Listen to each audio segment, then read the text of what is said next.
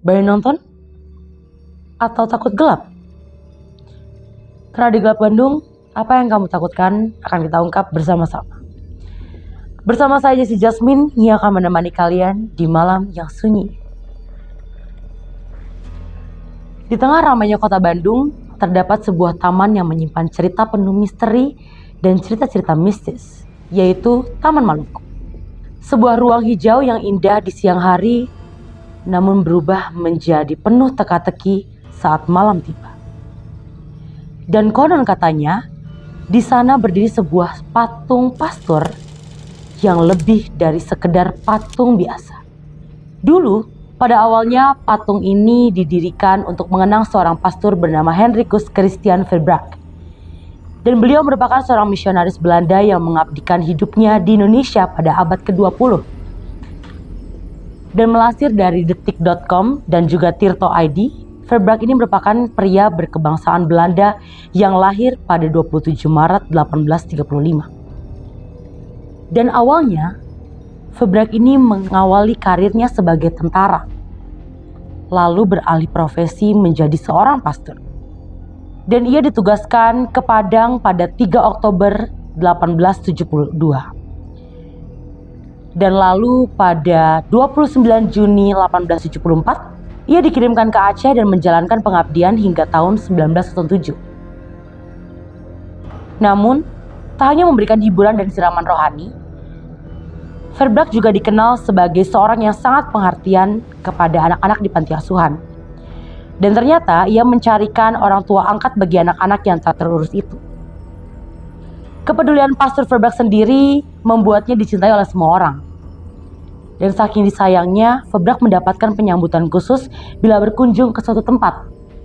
Dan bahkan ia dikawal oleh seorang sersan. Dan tahun 1907, Verbraek memutuskan untuk pensiun, dikarenakan penglihatannya mulai memburuk akibat usia. Namun, kebaikan dan juga pengorbanannya lah yang menjadi salah satu alasan beliau sebagai peraih penghargaan Ksatria dalam Orde Singa Belanda pada tahun 1884. Setelah pensiun, Verbraek singgah di Magelang, tepatnya kota militer di Jawa Tengah. Lalu sayangnya ia meninggal saat ia berusia 83 tahun. Dan pemerintah kota Rotterdam pada tahun 1922 memberikan penghargaan untuk Pastor Verbraek sebagai warga kota teladan. Gagasan untuk mengenang jasa Verbraek ini pun tercetus oleh Dutch East Indian Army dan juga mereka mengumpulkan dana dan mendirikan patung Verbraek karya seniman Gerharda Johanna Wilhelmina di Monluken Park atau Taman Maluku pada 27 Januari 1922. Namun, kematian dari Pastor Verbraek sendiri masih menjadi pertanyaan karena beberapa artikel memiliki stigma yang berbeda-beda. Serta pertanyaan, apakah benar jenazah dari pastor ini masih tertanam di bawah patung Taman Maluku ini? Itu hanyalah berita yang masih belum bisa kita ketahui kebenarannya. Dan entah sejak kapan masyarakat mulai mengaitkannya dengan kisah-kisah mistis. Dan menurut dari cerita masyarakat lokal, tak sedikit dari mereka yang mengaku melihat patung tersebut bisa bergerak sendiri. Seperti mata patung yang akan mengikuti siapa saja yang berjalan di sekitarnya, hingga pala yang mengangguk ketika lonceng katedral berbunyi. Apakah kalian percaya akan cerita mistis ini? Kita akan kupas bersama-sama di Gelap Bandung. Di balik senyap, ada cerita yang tak terungkap.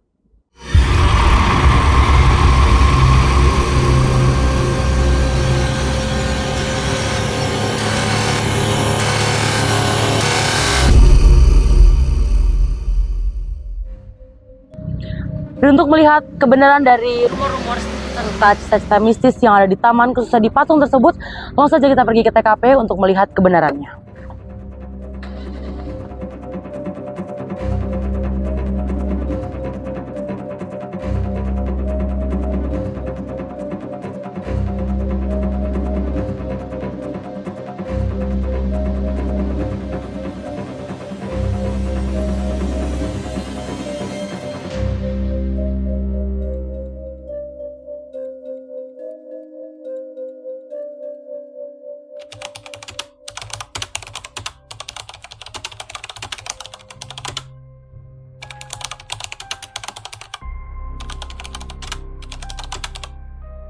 Dan saat ini saya sudah berada di bawah patung Pastur Febrak. Pastur Febrak sendiri lahir di 1835 dan menutup usianya di 1918. Pastur Henricus Christian Febrak merupakan seorang almonzenir yang membuka tugas misionarisnya di Indonesia, khususnya di Aceh, di 1874 hingga 1907, yang merupakan salah satu tugas misionaris terlama beliau. Dan kita akan mengkuak bersama-sama misteri, teror, hingga cerita horor yang ada di dalam patung ini. Dan saya menyarankan buat kalian semua, jangan ada yang tidur dulu, karena ada cerita untuk kalian malam ini. Hanya di Gelap Bandung, di balik senyap, ada cerita yang tak terungkap.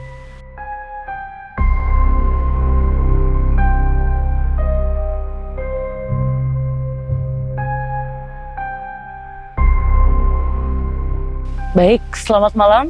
Dan saat ini kami sudah mengundang salah satu narasumber dengan Bapak yang bisa menemani kita untuk men-sharing atau bercerita tentang kisah-kisah yang ada pada patung Pastur Febrak di Taman Maluku ini. Selamat malam Bapak. Malam. Selamat malam, mungkin boleh, apa kabar Bapak? Alhamdulillah. Alhamdulillah baik. Gimana kesehariannya Bapak di sini? Kesehariannya ya paling jaga-jaga. Oke. Kalau boleh tahu enaknya saya manggilnya apa nih? Bapak kah atau Abah aja? Abah aja boleh, boleh. Familiar lah. Boleh, kita panggil Abah ya berarti ya. Berarti dengan warga-warga setempat dipanggil Abah. Ya. Betul. Oke, Abah. Mungkin terima kasih kami ucapkan juga sudah meluangkan waktunya bersama kami. Mungkin ini kita akan bertanya-tanya mengenai cerita-cerita tentang patung Pastur Febrak ya, Bapak ya. Dari Abah sendiri mungkin aku boleh nanya nggak sih, Bah? Iya, boleh. Kalau dari Abah, apakah benar, Bah, cerita-cerita yang beredar di internet atau mungkin dari mulut ke mulut tentang patung dari pastor itu yang sering katanya melirik atau melihat bahkan katanya menganggukkan kepalanya ketika lonceng dari katedral itu berbunyi, itu apakah benar atau tidak, Bah? Kalau itu mitos ya. Mitos? Ya, mitos. Dari dulu sampai sekarang nggak ada yang namanya si patung itu bisa melirik, bisa berkedip, macam bunyi apa nggak ada. Berarti cuma mitos. Berarti memang dia diam di situ aja, emang tidak ngapa-ngapain selayaknya patung pada umumnya berarti ya, Abah ya. Oh baik. Kalau dari Abah sendiri, Abah pernah nggak sih merasakan sesuatu gangguan atau mungkin dari masyarakat sekitarnya cerita-ceritanya beredar gitu, Bah? Kalau Abah sendiri mah nggak pernah, alhamdulillah ya nggak pernah merasakan gangguan apapun juga. Kalau dari masyarakat emang ada yang pernah ngomong, pernah ada suara-suara aneh, di patung itu. Oh, kayak bisikan-bisikan juga gitu kali ya, Bah ya. Iya. Oke, tapi sama mungkin yang gini ya sih, Bah, pertanyaan dari aku juga.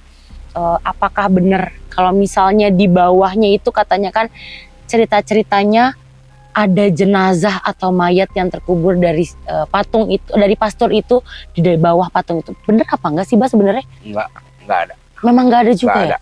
Itu cuma ya patung aja. Mitos juga itu ya, Bah ya. Memang dia ya selayaknya dikuburnya di tempat yang selayaknya gitu berarti ya, Bah. Oh iya. Berarti memang bawahnya tuh kosong sebenarnya ya, Bah ya. Oke. Kalau misalnya kayak gangguan-gangguan dari sosok-sosok gitu, sebenarnya sosok seperti apa sih, Bah, yang biasanya ditampakkan atau diperlihatkan di daerah sini gitu? Kalau penampakan itu kayak orang-orang penjajah dulu lah. Belanda ya, Bah ya, berarti iya. Seperti ya menir itu yang dibunuh sama orang pribumi. Iya. Terus ada orang Jepang yang kepalanya buntung. Berdarah gitu ya, Bah ya. Ada nenek-nenek katanya, ada juga. Baik. Tapi sampai saat ini, sampai Abah di sini, nggak ada yang pernah mengganggu. Alhamdulillah, berarti ya amannya dari Abah ya. Berarti ketika kita menunjukkan sikap yang baik juga, mereka juga akan baik ke kita, betul ya, Bah ya, benar ya. Kalau boleh tahu nih, Bah, dari Taman Maluku ini kan luas ya, Bah ya, berarti ya? Iya. Dari ujung sini sampai ujung sana ya, berarti ya, Bah ya? Iya, sampai ujung. Itu kalau dari Taman Maluku sendiri, titik mana sih yang paling kuat, Bah?